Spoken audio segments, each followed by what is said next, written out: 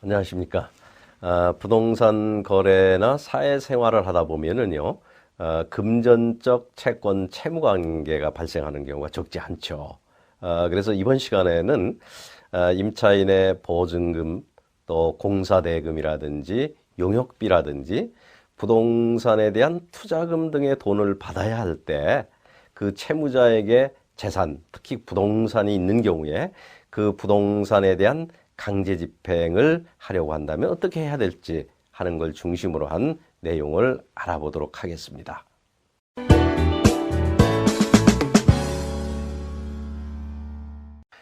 돈을 우리가 받을 수 있는 권리가 있을 때는요, 먼저 알아두셔야 될 것이 소멸시효라고 하는 것입니다. 소멸시효라는 것은 채권자가 권리를 행사할 수 있음에도 불구하고 일정한 기간 동안 그 권리를 행사하지 않는 경우에는 그 권리가 소멸되는 것을 말하는 것입니다. 그런데 소멸시효 기간은 개인 간에 빌려준 돈과 같이 일반 채권인 경우에는 10년이고요. 상거래의 경우에 발생하는 채권은 5년입니다.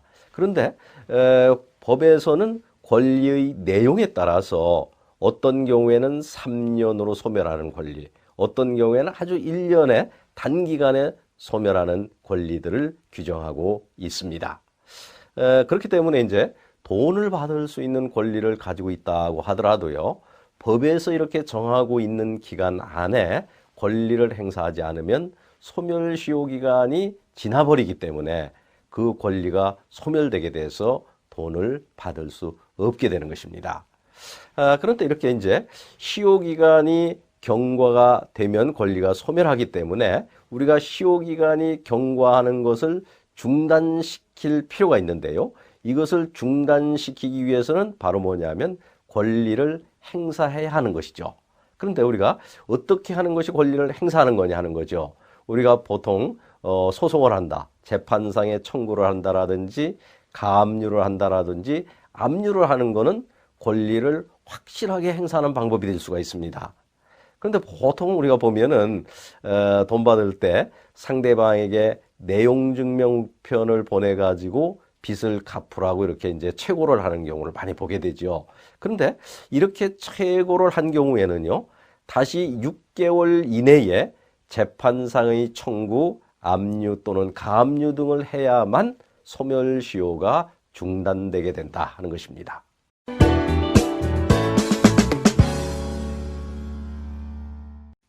다음에는 그 집행권원에 대해서 보도록 하겠습니다. 돈을 우리가 만약에 채무자가 안 주면 강제적으로 받아야 되는데요. 근데 이렇게 강제적으로 받기 위해서는 채무자에 대한 부동산이 있어가지고 만약에 집행을 하려고 한다. 이 경우에 차용증이나 뭐 각서 이런 것만 가지고는 안 됩니다. 바로 뭐냐면 집행권원이 있어야 하는데요. 예를 든다고 한다면 임대인이 보증금을 반환해 주지 않아요. 그래서 만약에 임차인이 임대인을 상대로 해서 보증금 반환 청구를 해서 판결을 받았습니다. 그러면 그 판결에 의해서 바로 임차한 이와 같은 건물 등 그 위에 또 임대인의 부동산이 있다라고 한다면 여기에 대해서 강제 집행을 할 수 있게 되는 건데요. 이렇게 말하자면 강제 집행을 하기 위해서는 이렇게 집행권원이라는 게 있어야 되는데 바로 이 집행권원이라는 게 뭐냐면 주로 재판에 의한 이런 판결, 이게 바로 집행권원입니다.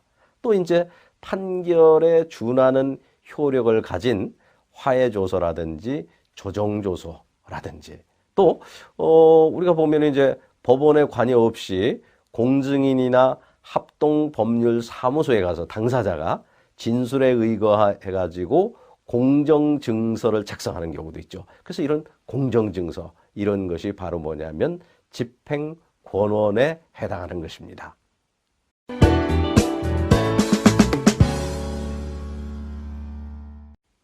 이번에는 채무자의 재산 찾기에 대해서 말씀드리도록 하겠습니다. 채권자가 이렇게 돈을 받기 위해서요, 법원에서 판결 등을 받아가지고 집행 권한이 있다고 하더라도요, 채무자가 여전히 변제 등의 이행을 하지 않으면 결국은 이 채무자의 재산에 강제 집행을 해가지고 받아내는 수밖에 없을 겁니다. 그런데 이 강제 집행도 채무자에게 그 강제 집행을 할 수 있는 재산이 있어야 가능한 겁니다. 채무자에게 만약에 재산이 없다라고 한다면 강제 집행도 사실상 할 수가 없게 되지요. 그래서 금융기관 등에서 대출을 할 때는 어떻게 해요? 신용대출이 아닌 한은 반드시 뭐냐면 채무자 자신의 소유하는 부동산 아니면 다른 사람이 가지고 있는 거라도 그 부동산을 담보로 제공하도록 이렇게 요구를 하고 있는 거죠. 근데 이제 문제는 그러면 어떤 경우에 과연 채무자에게 집행할 재산이 있는지 없는지 이거를 대개는 알지 못하는 경우도 많이 있죠. 재산이 있는지 없는지 하는 걸. 그런데 그렇다고 해서 국세청이나 금융기관이나 뭐 또 국민건강보험공단 등 이런 데 가가지고 내가 채권자니까 채무자인 누구누구의 재산이 있는지 알려달라 이렇게 할 수는 없는 것입니다.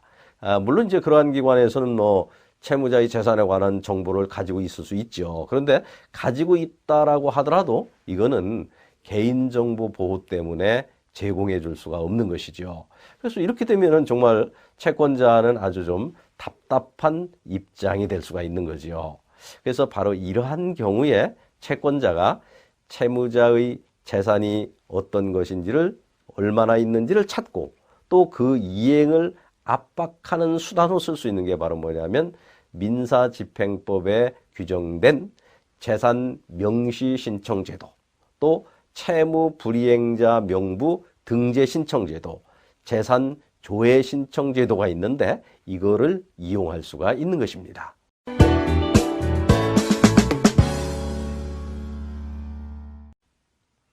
자, 그럼 먼저 그 재산 명시 신청 제도가 있는데요. 이 재산 명시 신청 제도라는 건 채권자가 법원으로부터 판결이나 이행 권고 결정, 지급 명령, 조정 조서 등을 받았는데도요. 그 판결 등에 따라서 채무자가 채무를 당연히 이행해야 되는데도 불구하고 채무자가 채무를 이행하지 않고 있어요. 또 강제 집행을 할 만한 재산도 발견되지 않습니다. 바로 이런 때에 채권자가 관할 법원에다가 그 채무자로 하여금 소유 재산을 기재한 재산 목록을 작성해 가지고 법원에 제출하도록 명령을 내려줄 거를 신청하는 제도가 바로 재산 명시 신청 제도입니다. 만약에 채무자가 이렇게 거짓의 재산 목록을 냈다. 이런 경우에는 3년 이하의 징역 또는 500만 원 이하의 벌금에 처해질 수가 있습니다. 또 채무자가 만약에 개인이 아닌 법인 또는 법인이 아닌 사단이나 재단일 때는 그 대표자나 관리인이 처벌을 받게 되고요. 채무자는 벌금에 처하게 됩니다. 그 다음에 또 하나는 이제 채무 불이행자 명부에 등재해달라고 신청하는 제도가 있습니다. 채무자가 금전을 지급하라고 이렇게 명령한 법원의 판결이 확정된 이후 6개월 이내에 채무를 이행하지 않거나 또 재산 명시 신청에 대해서 정당한 이유가 없이 명시기일에 출석을 안 하고 있어요. 또 재산 목록 제출을 안 하거나 선서를 안 하거나 이런 경우에는 채권자가 그 채무자를 바로 채무 불이행자 명부에 올려달라고 이렇게 신청할 수 있는 제도다 하는 것이죠. 그런데 이 채무 불이행자 명부에 등재가 되게 되면 그 등재 결정을 한 법원의 채무 불이행자 명부가 비치되게 되고요. 또 법원은 채무 불이행자 명부의 부본을 채무자의 주소지 시구읍면의장에게 보내도록 하고 있습니다. 그리고 법원은 이 채무 불이행자 명부의 부본을 또 일정한 금융기관의 장이나 금융기관 관련 단체에 보내가지고 채무자에 대한 신용정보로 활용할 수 있도록 하고 있어요. 그리고 이 채무 불이행자 명부나 그 부본은요, 누구든지 그거를 열람하고 복사 신청을 할 수 있는 것입니다. 다음에는 이제 재산조회 신청 제도인데요. 재산조회 신청 제도는 채무자에 대한 재산관계 명시 신청에 따라서 재산관계 명시기일에 채무자가 재산 목록을 제출을 했습니다. 근데 여기에 보니까 기재된 재산이 하나도 없는 겁니다. 그래서 채권자가 채권의 만족을 얻을 만한 재산이 없다라고 한다면 이게 사실은 재산 명시 신청이 실익이 없게 되죠. 그래서 이런 경우에는 뭐냐면 재산 명시를 신청한 그 채권자의 신청에 따라서요, 법원이 채무자 개인의 재산 및 신용에 관한 바로 이제 그 전산망을 관리하는 공공기관이라든지 금융기관이라든지 기타 단체에 그 채무자 명의의 재산이 혹시 있는지에 대해서 조회를 할 수 있는 이런 제도가 바로 재산조회제도라고 볼 수 있는 것입니다. 이번에는 이제 부동산에 대한 보전 처분에 대해서 말씀드리도록 하겠습니다. 보전 처분에는 우리가 가압류하고 가처분이 있는데요. 가압류와 가처분은 이제 그 보존하는 채권이 금전 채권이냐, 금전 이해의 채권이냐에 따라 다른 거고요. 우리가 이제 부동산 등기 또는 경매 또 부동산 거래 과정 등에서 우리가 흔히 접할 수 있는 이런 것이 바로 부동산 가압류라고 볼 수 있습니다. 근데 채무자의 부동산에 대해서 우리가 판결을 받아가지고 집행을 해야 되는데 그 전에 만약에 채무자가 그 부동산을 다른데 처분해 버릴 수도 있습니다. 그래서 이런 경우에는 미리 판결을 받아가지고 집행하기 전에 처분을 못하도록 그 부동산을 묶어 놓는 거, 보존을 하는 임시 조치를 취해 놓는 게 바로 가압류라고 볼 수가 있습니다. 근데 그 가압류에는 바로 시효 중단과 처분 금지적 효력이 있다 하는 것이죠. 말하자면 가압류에 의해서 보존되는 권리는 돈을 받을 수 있는 권리인데요. 이 돈을 받을 수 있는 권리는 일정한 기간 동안 행사를 안 하면 우리가 시효로 소멸한다고 했죠. 근데 가압류를 하게 되면은 시효가 중단되게 되는 거고요. 그 다음에 이제 또 이렇게 부동산을 가압류된 부동산이 처분되더라도요. 이 경우에 가압류권자에 대해서는 대항을 할 수 없도록 하고 있다라는 것입니다. 그 다음에 이제 가처분이 있는데요. 가처분은 예를 든다고 한다면요. 매도인과 매수인이 매도인 소유의 부동산에 대해서 매매 계약을 체결했어요. 그리고 매수인이 계약금하고 중도금까지 이행을 하고 잔금 지급기일 날 잔금을 지급하고 이전 등기를 받기로 했는데 매도인이 그 부동산에 개발 호재가 있어가지고 뭐냐면 가격이 오르고 있어요. 그래가지고 제3자에게 다른 사람에게 더 높은 금액을 받고 다시 계약을 하려다 팔려고 하는 이런 소문이 있어요. 그래서 이런 관계에 있기 때문에 매수인이 잔금을 주겠다고 하는데 매도인이 잔금을 안 받으려고 해요.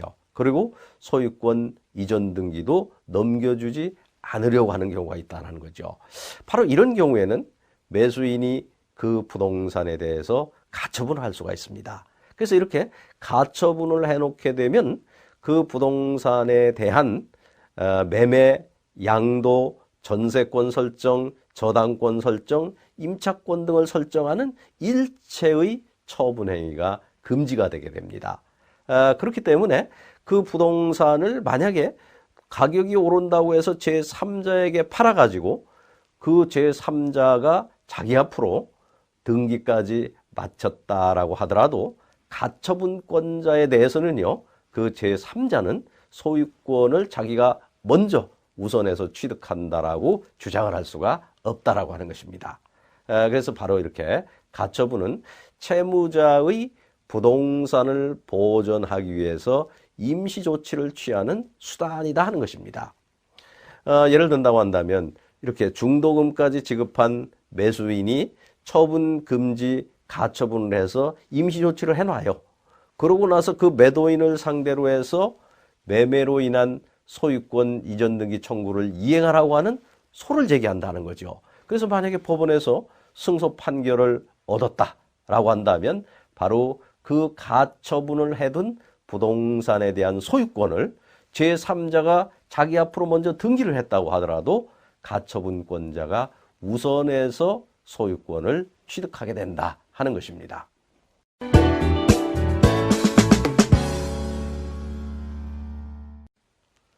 다음에는 부동산에 대한 강제 경매에 대해서 말씀드리도록 하겠습니다.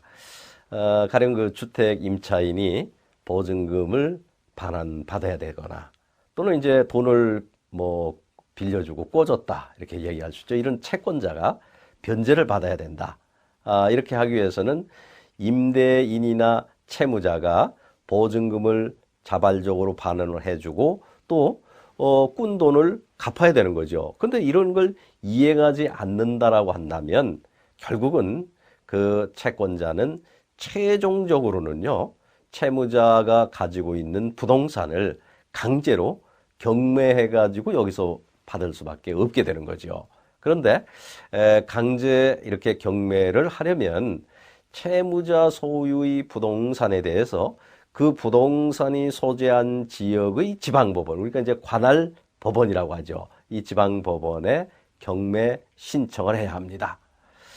그런데 우리가 경매는 미등기 건물에 대해서도 가능합니다. 경매는 꼭 완공된 건물만 경매를 할 수 있는 게 아니고요. 완공되지 않아 가지고 아직 보존 등기가 안 돼 있거나 사용 승인이 안 된 건물이라고 하더라도 그게 채무자의 소유이고 또 채무자 소유의 건물로서의 어떤 실질과 애관을 갖추고 있다라고 한다면 그 집원, 구조, 면적 등이 건축 허가 또는 건축 신고 내용과 이게 좀 우리가 사회 통념상 볼 때 동일성이 인정된다라고 한다면 이런 경우에는 부동산 경매 대상으로 삼을 수 있는 것이고 이렇게 최종적으로는 채무자 소유의 부동산을 경매해서 임차 보증금을 반환받거나 채권을 회수할 수 있게 되는 것입니다. 부동산 거래는 물론이고요. 일상 생활 관계에서도 채권 채무 관계가 발생하는 것은 어쩌면 그 필연적인 일이라고 볼 수가 있죠. 그런데 채무자가 이행을 하지 않으면 채권자는 법에 의해서 강제적으로 권리를 실현할 수밖에 없게 되는데요. 그 과정에서 알아야 할 소멸시효라든지 또 채무자의 재산을 찾아내는 방법이라든지 집행 방법에 대해서 이상 그 핵심적인 내용을 알아보았습니다.